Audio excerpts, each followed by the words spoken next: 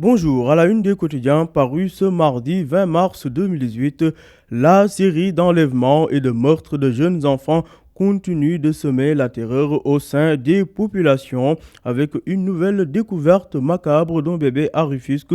Odieux titre L'Observateur qui revient sur le film du drame à sa une. Selon nos confrères de l'Obs, le bébé tué était porté disparu depuis jeudi dernier. Le jeune Serigne Fallou Diop a été retrouvé mort dans un sac en nylon et le corps déjà en état de putréfaction avancé portait des traces de charbon, renseigne l'Obs, qui revient sur les témoignages glaçants du papa de la victime et du propriétaire du champ où le corps du bébé a été jeté. À la une du journal LAS, la même affaire est évoquée, enlèvement et meurtre d'un enfant à Rufisque.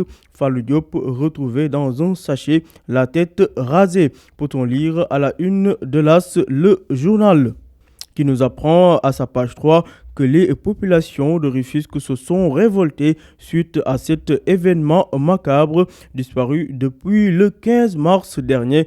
Le bébé Fallou Diop, âgé seulement de 2 ans et 6 mois, a été retrouvé dans un sac jeté à seulement 500 mètres de son domicile. L'enfant a été rasé. Toutefois, selon des sources proches de l'enquête, révèlent qu'aucun membre du bébé n'a été amputé, nous dit LAS, le journal. Autre affaire, cette fois-ci, parlons des 2 Sénégalais morts en Espagne. Renversante révélation de l'autopsie à lire, page 4 de l'AS. Par ailleurs, nos confrères du journal Enquête consacrent leur enquête du jour à la série de meurtres de Sénégalais en Espagne. Les raisons des drames peut-on lire à la une de Enquête où la parole est donnée à Tafsir Dia, l'ancien secrétaire général de l'association des Sénégalais en Espagne. Selon lui, la loi sur les étrangers en Espagne ne favorise pas en aucun cas une bonne intégration de ceux pour qu'elle est faite, comprenez par là les immigrés. D'autre part, Ali Tandian, professeur à l'université Gaston Berger du Sénégal, assène ses vérités dans les colonnes de l'enquête. D'après lui, je cite, nos États sont davantage marqués par une diplomatie du chéquier plutôt qu'une véritable gouvernance des migrations, a déclaré le professeur Ali Tandian. Restons à la une de Enquête pour parler de la question des indemnités de logement. Abdou Fati, le responsable syndical du G6, dément le ministre de l'Éducation nationale Serigne Mbaye Thiam. Selon Abdou Fati, leur proposition, c'est minimum 100 000 francs CFA en 2 ans. Donc, si le ministre déclare qu'il y a une différence de seulement 5 000 francs CFA entre la proposition des syndicalistes et l'offre du gouvernement, ceci est archi faux, a lancé le responsable du G6 relative à l'indemnité de logement que réclament les enseignants.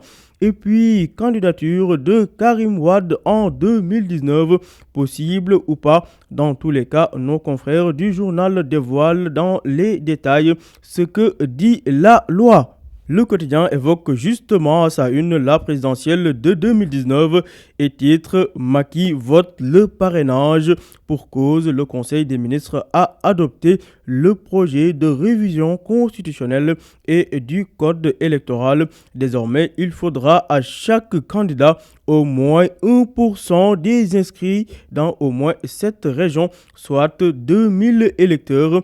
Autre sujet, emploi des jeunes. Moubaraglo, économiste et conseiller spécial du ministre de l'Emploi, parle d'une bombe sociale à désamorcer. Selon lui, un jeune diplômé sur 5 est au chômage au Sénégal. Tout cela à lire dans le quotidien. Le journal Les Échos s'intéresse à la concession de Rufisque Offshore Profond.